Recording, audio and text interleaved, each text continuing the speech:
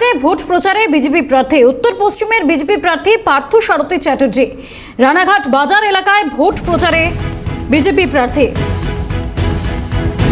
আমাদের সঙ্গে সরাসরি রয়েছেন প্রতিনিধি প্রসেনজিৎ বিশ্বাস। প্রসেনজিতের কাছে যাব। প্রসেনজিৎ, ভোটের আগে ইতিমধ্যে বিভিন্ন প্রার্থীরা তারা নেমে পড়েছেন প্রচারে, কি ছবি রানাঘাটের?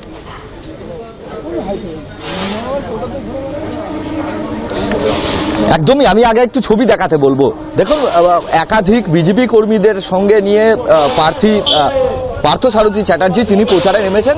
যেদিন থেকে প্রার্থীর নাম ঘোষণা হয়েছে সেই দিন থেকেই কিন্তু কার্যত তিনি প্রচার শুরু করেছেন এবং সেই প্রচারে কতটা সাড়া পাচ্ছেন একটু জানার চেষ্টা করব। দাদা, যেদিন থেকে আপনার নাম ঘোষণা হয়েছে সেই দিন থেকেই আপনি মাঠে নেমে পড়েছেন, প্রচারে নেমে পড়েছেন, কতটা সাড়া পাচ্ছেন, মানুষ কতটা পাশে আছে? এর আগে তো এখানে আপনি বিধায়ক ছিলেন এবং সেই সিটে আবারও আপনি প্রার্থী মনোনীত হয়েছেন, কি লড়াইটা দেবেন?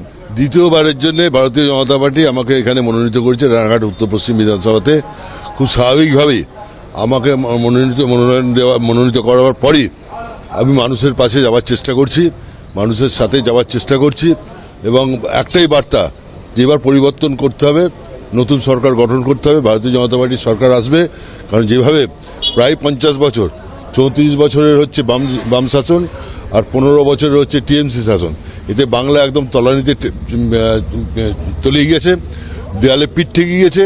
কাজে বাংলাকে বাঁচানোর স্বার্থে একমাত্র পারবে ডবল ইঞ্জিনের সরকার, সেটা ভারতীয় জনতা পার্টির দ্বারা সম্ভব। তাই সেই বার্তা দিতে চাইছি যে এবার শুধু আমার বিধানসভা কেন্দ্রে না, আমার বিধানসভা কেন্দ্রে আমার যে লক্ষ্য, যে গতবারে আমি যে ভোটে জিতেছিলাম সেই তার মার্জিনটা বাড়ানো, প্রায় ডাবল করার মার্জিনে লক্ষ্যে আমি এগিয়ে যাচ্ছি। কিন্তু পাশাপাশি আমাদের এই জেলা এবং সারা রাজ্য জুড়ে আমাদেরকে পরিবর্তনের জন্য আরো মানুষ আমাদের পাশে আছে, মানুষ অপেক্ষা করছে। শুধু 23 তারিখ এবং 29 তারিখের দিনটার জন্য মানুষ অপেক্ষা করছে। মানুষ পরিবর্তন চায়, পরিবর্তন হবেই এবং এখানে ভারতীয় জনতা পার্টি সরকার অর্থাৎ ডবল ইঞ্জিনের সরকার প্রতিষ্ঠিত হবে। এই যে পরিবর্তনের ডাক, এই পরিবর্তনের ডাকে কতটা সাড়া পাচ্ছেন? পরিবর্তনের ডাকে অফুরন্ত সাড়া। এর আগে পরিবর্তন সংকল্প যাত্রা হয়েছে, সেই পরিকল্পনা সংকল্প যাত্রার শাসক দলের পক্ষ থেকে অনেক জায়গায় বাধা দেওয়ার চেষ্টা হয়েছে, কিন্তু সেই বাধাকে অতিক্রম করে মানুষ স্বতঃস্ফূর্তভাবে বেরিয়ে এসছে। কোথাও কোথাও মানুষ রেজিস্ট করেছে। কাজেই এবারে মানুষের একটাই লক্ষ্য যে পরিবর্তন করতেই হবে, পরিবর্তন আসবে।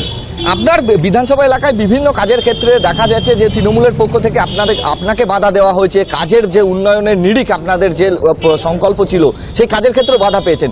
তাহলে এই কাজগুলো বা এই উন্নয়নগুলো কিভাবে করবেন আগামী দিন? এটা শুধু আমার কাজের ক্ষেত্রে না, আমার বিধানসভা আমার যে ল্যাডের টাকা, সেই ল্যাডের টাকাও এখন আটকে রেখেছে।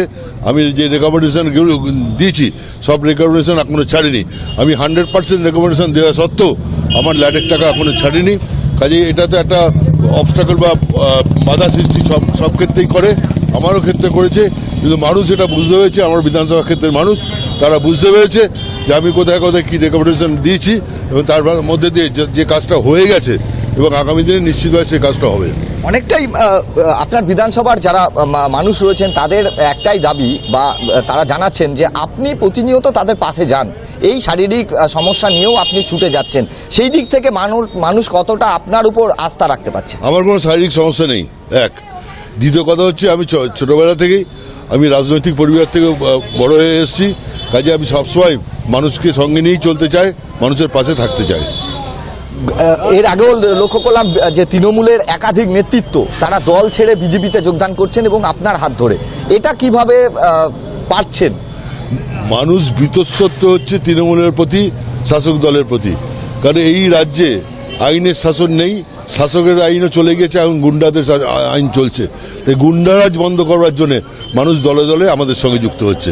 এই পরিবর্তনের যে নির্বাচন আপনাদের যে ডাক, যে পরিবর্তন হবেই, সেই পরিবর্তনে কেমন আশাবাদী, কতটা ফল আপনি পাচ্ছেন? 200% আশাবাদী আমরা দেখলাম সেই ছবি। আপাতত ধন্যবাদ তোমায় প্রসেনজিৎ।